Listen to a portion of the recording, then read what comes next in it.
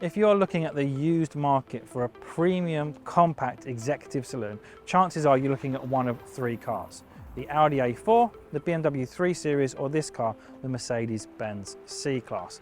Now, the Audi A4, that lays its foundations upon solid build quality and a premium interior. While the BMW 3 Series, that turns its focus more towards driver engagement. So what does this fourth generation C-Class have to offer? Well, this is a car that's really focused a bit more towards comfort and being a bit of an all-rounder without being an outright contender in any one particular area. In this Need to Know used car review, we're going to dig a little bit deeper into what the C-Class has to offer and let you know what you should be thinking about if you're considering buying one of these on the used market. The fourth generation C-Class was launched in 2014 and really was a long overdue update. Some of the technology, styling and build quality of the previous generation model was starting to show its age against newer models from Audi and BMW, and even other rivals such as Jaguar and Lexus were in danger of pinching sales from Mercedes. From the outside, the 4th Gen C-Class certainly looks like a more premium affair, particularly in higher trim levels. And in 2018, the C-Class underwent a midlife refresh which saw some new engines join the lineup, as well as a mild nip and tuck here and there. There's no question that with this 4th generation C-Class, Mercedes really upped the ante in terms of the interior, because the previous generation, well, it was starting to look a little tired and low rent compared to rivals. When it comes to the layout of the C-Class, well, it's all quite logical and user-friendly. I'd say that it really feels like a setup that is made for someone that's going to be spending quite a bit of time behind the wheel, because there are physical buttons for the main functions, but there's not too many of them, so you don't feel like the car is cluttered with things to have to reach for and press. Everything's in very easy reach and it's quite clearly laid out as to what it is. And the buttons themselves also feel very robust. Bearing in mind the age of this car, it certainly still feels very well put together. Everything feels that it's bolted on securely. I mean, the center console is just rock solid still. The glove box opens and closes as you'd expect, and there's lots of soft touch materials around the place as well. So it does feel like a premium place to be in terms of quality materials. Where the 4th generation C-Class perhaps kind of falls back a little bit compared to more modern cars is obviously going to be the infotainment system. Now, on first impressions, when you look at the screen, it's relatively small and the graphics seem quite dated. I will say that once you dig into the menus, the graphics actually aren't as bad as you think they're going to be. And the same goes for this rather small screen that we've got in the dash. There's some wood effect as well, which, well, that is going to come down to personal preference, whether you like that or not. I would probably say that I prefer it over some of the piano black plastic that you can get in some other C-Class trim levels, because they can really look quite grubby with finger marks quite quickly. This wood effect, actually, you can't leave finger marks over it, and it has aged quite well. For driver comfort, well, there are the things that you would expect in a car of this class to help you feel comfortable behind the wheel. The seats are electronically adjusted. You can store within the memory function your seat position, so if you're swapping in and out with other drivers, the car will automatically put the seat back into your position. The seats are heated as well. The one thing I will say is that for myself, I am just over 6'1", and to get comfortable in this car has proven a little bit more difficult than I would have expected, because we've got this panoramic sunroof. Now, this is the case in the majority of cars that offer panoramic sunroofs. You're eating into the headspace a bit, so for me to sit up straight is quite difficult. I have had to put the seat in its lowest setting and almost all the way back. That impacts rear passengers quite considerably, and I'll touch on that when we jump into the rear. But once I am in this position, I am relatively comfortable. It's more low down than I would like, but the steering wheel has got some good adjustment for rake and reach, and that is done electronically as well. So I think for the majority of people, if you're of average height or on the shorter side, you will have no problem getting comfortable within this car. Practicality wise, up front, you've got quite a few places to put things. So you've got some cup holders in the front here, and also some space just beyond that which wouldn't fit a large modern mobile phone. There's a 12-volt socket in here as well. Within the Armrest area, you've got a couple of USB spots and an SD card reader, and then in the door bins there's also space for a decent sized bottle. So yeah, it's a practical place to be that, like I say, harks back to that point I made before, that it feels that it's set up for you to be able to spend considerable time behind the wheel without discomfort and finding things difficult. It feels like it's a real easy drive, the C-Class, because of how it's set up. And I will say, I do really like this analog clock. Now, my first impression of the rear of the C-Class is actually not a good one, but I think that it's, to be fair to the C-Class, an impression that I would have in the A4 and the 3 Series as well, which is that there's not actually as much space back here as I was expecting. I've had to move the seat way beyond my driver position, so if the seat was in where I would be sat driving, it would be physically impossible for anybody to sit behind me. There just isn't the space. So even with the seat moved forwards, at just over 6'1", once again, the panoramic sunroof is proving to be an issue. I cannot sit up straight. I've got no choice but to slouch. And also in terms of my feet, because the seat's quite low, I can't actually fit my feet under the seat either. So if you are a taller driver or you have taller teenage children, for example, you may find that actually there's not as much space back here as you would expect, and you would probably be better looking at something like an E-Class. So a bigger vehicle if rear space really is a priority for you. Now, if rear space isn't that much of a priority, you're not going to have people back here very often, or you are a smaller driver with smaller passengers, well, it's actually a nice place to be. The seats themselves are nice and comfortable. If you're looking for creature comforts in the back of the C-Class, well, you're not really going to find them in this AMG line spec that we've got, and obviously this is an earlier car. You do not have climate control adjustment in the rear here. You can adjust the vents, but you can't actually adjust the temperature. You also won't find any charging ports to charge devices. You do, however, have 2 ISOFIX points, so you've got ISOFIX on both sides, and they've got some handy flaps that cover the point but actually won't get lost, so that's quite a nice little feature. As for trim levels, well, it's actually refreshingly straightforward with the C-Class. You have 3 trim levels. They are SE, Sport or AMG line. Whichever trim level you go for, you're going to find that the car is relatively well equipped.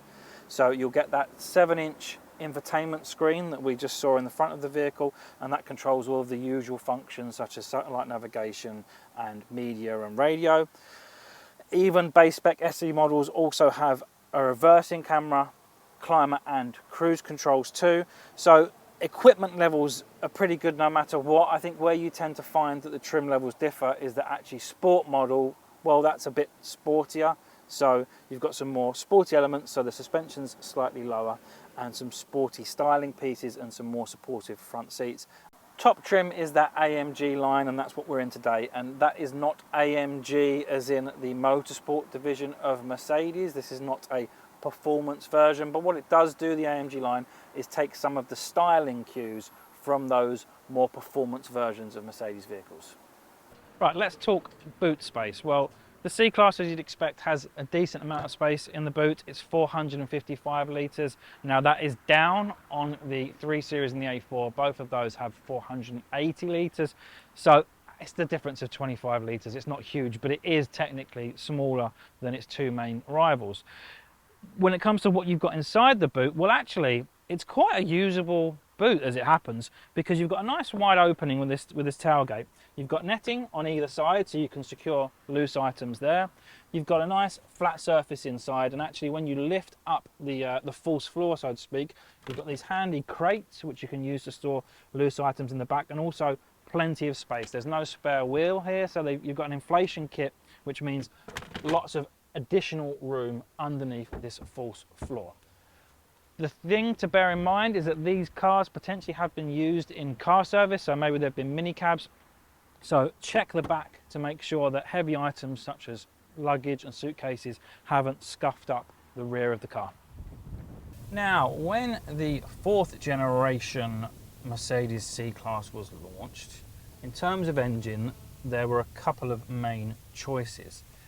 One petrol and one diesel badged, the C200 and C220D respectively. The C200 was the petrol engine, that's a 2-litre petrol engine, and the C220D was a diesel, that's a 2.1 litre diesel engine, and they are both 4-cylinder units. Now, as you would expect, over the years, the engine lineup has expanded. For example, there were smaller petrol and diesel engines that entered the lineup. So there was a 1.6 litre diesel that only had around 136 horsepower, and it's quite difficult to recommend, I'd suggest. Now, if you want just outright economy, then yes, the smaller diesel engine is going to be the best bet for you in terms of eking out MPG. But this C220D that I'm actually in today, well, it's not too far off in terms of economy, and it's got a lot more oomph in terms of performance. So if you're opting for a diesel, this is probably the sweet spot, I would suggest. Now, later on, as I say, there were some higher powered diesels added to the range. Now, with those higher powered units, so with the diesels, the C250D and the C300D, you're getting, in the case of the 250, 204 horsepower, and in the case of the 300, 245 horsepower. They're relatively difficult to recommend. If you're opting for a diesel, you probably want that blend of performance and economy, and I would suggest that those two engines are geared more towards performance than the economy. Now, with the petrol engines, that small C180 is relatively difficult to recommend. It's much like the smaller diesel, it's just a bit underpowered. I would suggest, if you're going for a petrol and not because you want outright performance, just because you don't want a diesel, then go for the C200, because that's a good blend of performance and economy. There are obviously higher powered petrol units such as the C300. You've got the C43, which is a 3 litre unit. Obviously, you've got the C63, which is a 4 litre unit, and they are just outright performance vehicles. So you opt for them if you want performance above all else. But if you want something that's petrol but a bit sensible, then yeah, the C200 is the one to go for. When it comes to economy, as I mentioned, that C200D really is the choice to go for, because you can get an impressive claimed MPG of up to 70 miles per gallon. The C300DE, which is the diesel hybrid, has claimed figures of 217 miles per gallon, but we know that these hybrid figures are very, very difficult to achieve. So the most important thing really to take from the hybrid options is that you get a claimed electric only range of 33 miles. So if you have a short commute, a short daily commute that you're doing, then potentially that hybrid version could be the best one for you. The petrol hybrids also offer impressive economy as well, and that C200 has claimed economy of around 50 mpg, which is good for a petrol engine. And I think the C-Class diesel engines have generally always, no matter which generation you're looking at, been good for economy. If you're opting for one of those higher powered AMG models, the proper AMG models, not the AMG line, then yes, obviously economy is not even going to come into the picture. So what is the Mercedes-Benz C-Class, this 4th generation, like to drive? Well, it is kind of what we mentioned at the top. This is no BMW 3 Series. That is a far more dynamic driving experience. This is a car that is built more towards comfort. You will find that when you're going around a roundabout or around a corner, there's not much feel. You're not going to get much feedback and feel from the steering wheel, for example. It's really quite a numb experience. It is not a driver's car in this standard setup. Obviously, if you go for a higher powered AMG version, then things are slightly different. You know, the car will have been tuned more towards performance. But in a general run-of-the-mill, shall we say, C-Class, no, you're going to find that this is a car that is geared towards comfort above all else. It's quiet on the move. You don't get a lot of noise coming into the cabin. It feels very refined. The ride quality is very dependent upon, as with pretty much every car, what spec and wheels you go for. So if you are in an AMG line vehicle with bigger alloy wheels and lower profile tyres, well yes, you're going to find that the ride is a little bit stiffer, it's a little bit more firm. You're going to feel some of those lumps and bumps in the road. If you go for one of the mid-range specs with kind of chunkier tyres, then yeah, the ride's going to be a lot more comfortable. But so what do you need to look out for if you are looking to buy a used C-Class? Well, over the course of its life, the C-Class was subject to around 20 recalls. They were for a variety of faults, really, from the steering to fluid leaks and AdBlue also down to some safety issues around seat belts. So double check before making a purchase whether the particular vehicle you are looking at was subject to a recall, and if it was subject to a recall, was it recalled and the faults rectified. Other things that people have mentioned about the C-Class, well, make sure you've got no noise around the door panels, there's no whistling, there's no breeze coming in, and also check the audio levels, because there were some complaints that actually the stereo in the C-Class wasn't particularly loud. So if you are someone that likes to stick your music on or a podcast on and hit the road on a long journey, make sure that when you're up to speed on a motorway or on a dual carriageway, when it's a bit noisier, you get some more road noise and wind noise, make sure that the stereo actually goes loud enough for you to be able to hear it. So to sum up the Mercedes-Benz C-Class, it is a well-built, comfortable, compact executive saloon that stands up to just about anything you're going to ask of it.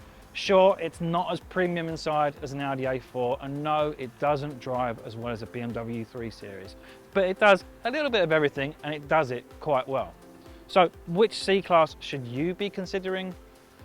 I'd say engine-wise, the pick of the range really is that C220D. It offers the best blend of performance and economy, and no matter which trim you opt for, you're going to be well equipped. Even SE spec cars have a good level of equipment. It may well actually come down to comfort for you. You might find that the AMG line models, whilst they look a bit sportier, they're not potentially offering the comfort level that you might want.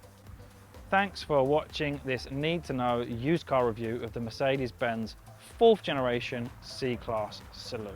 Hopefully you enjoyed the video. If you did, please give us a like and subscribe to the channel, and don't forget to hit the bell icon so that you are notified every time we upload a new video.